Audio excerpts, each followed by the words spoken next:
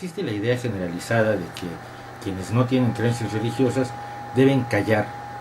y ser respetuosos de quienes tienen creencias religiosas, mientras que los ministros de diversos cultos pasan gran parte de su tiempo hablando contra los ateos, contra el ateísmo, contra quienes no tienen creencias, y les atribuyen de hecho todas las atrocidades que han ocurrido en la historia, quizás un poco para tapar el hecho de que la gran mayoría de las más terribles atrocidades han partido de creencias religiosas más o menos firmes, más o menos recientes, pero todas ellas sólidas y firmes. La idea de la falta de Dios y el terrible golpe al negocio eclesiástico que por supuesto implica a cada persona que deja de creer y por lo tanto deja de participar en la acumulación de riquezas de las distintas religiones, se considera todavía de mal gusto. Existe hoy en día tolerancia que se le ha arrancado muchas veces a las religiones y al pensamiento religioso a fuerza de sudor, de lucha, de angustias, del sufrimiento de muchas personas, pero cada vez hay más tolerancia a quienes tienen creencias religiosas distintas, muy respetables todas, a quienes tienen colores distintos, orígenes étnicos diversos, culturas que no son la nuestra, e incluso cada vez más poco a poco y no siempre con facilidad, respeto y tolerancia a quienes tienen opciones sexuales que no son sancionadas por los libros sagrados. Pero para el ateo no hay tolerancia. No solo se considera indigno de respeto al ateo, sino que se le ataca, y se le ataca con absoluta impunidad. Medios de comunicación que no se atreverían a publicar una diatriba contra personas de otra raza, que no se atreverían a publicar afirmaciones aterradoras contra los homosexuales o contra personas de otro origen étnico o cultural o nacional, publican sin mayor problema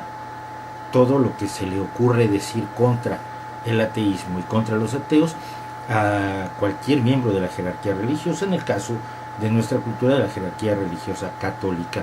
de la jerarquía monárquica religiosa católica, porque no olvidemos que todas estas personas obedecen a un monarca absoluto, a un emperador del Estado Vaticano, que es el Papa de turno. Los ateos hemos empezado a hablar, y no precisamente por odio a los creyentes ni a las creencias en sí, esto es absurdo. Esto se dice evidentemente con la malevolencia de quien quiere provocar el rechazo al mensaje que tenemos quienes no creemos. El creyente en todo caso es producto de su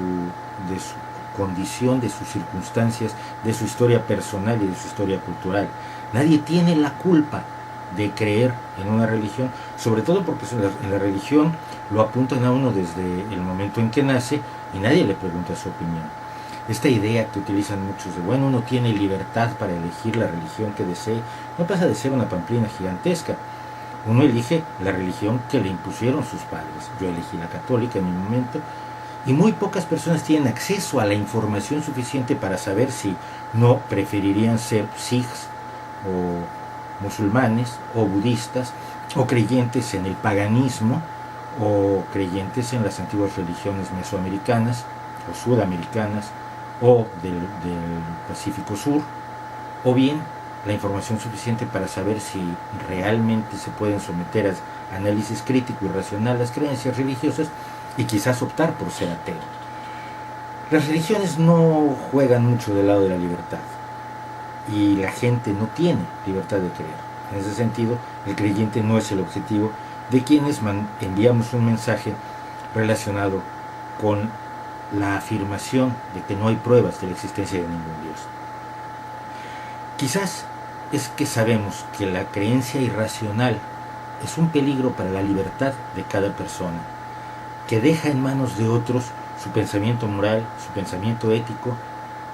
y muchas de las decisiones que debe tomar en la vida. Mucho del dolor que han sufrido, por poner un caso, los homosexuales, se ha debido a considerar que están yendo en contra de los deseos o de las afirmaciones de Dios, cuando supuestamente ese Dios los creó a su imagen y semejanza, y por lo tanto ese Dios algo tiene de homosexual, lo cual no tendría absolutamente nada de malo, de no ser porque la sola mención de esta idea pone de muy mal humor a los miembros de la jerarquía monárquica e imperial vaticana. No existe ninguna prueba de que ninguno de los dioses, de los miles de dioses que la imaginación humana ha generado, exista, que tenga más realidad que cualquier otro elemento imaginario, sean hadas, gnomos, trasgos, los pitufos o cualquier personaje inventado por la publicidad. Nada hay que nos diga que uno de estos dioses es real mientras que los demás no lo son. De hecho, hay quien dice con cierta lógica que yo soy ateo, yo no creo en tu Dios, por la misma razón por la que tú no crees en todos los demás dioses que hay en el mundo. Tú eres ateo respecto de todos los dioses menos uno. Yo simplemente soy ateo, un Dios más que tú.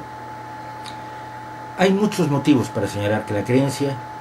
debe ser sometida a crítica, que la creencia puede ser peligrosa para el que cree, dañina para su personalidad, perjudicial para su libertad y muchas veces peligrosa para la vida de quienes no creen en el mismo Dios que esta persona ha elegido.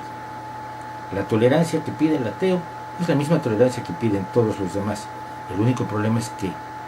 el peligro que tiene el mensaje de no hay Dios es el peligro que conlleva la libertad. Y la libertad, y usted lo sabe perfectamente, no es precisamente lo que más les guste a quienes detentan el poder político, económico y religioso. La libertad es una palabra, pero cuando se convierte en un concepto y en una forma de hacer las cosas, los poderosos tiemblan. Vamos a hacer que tiemblen cada día un poco más.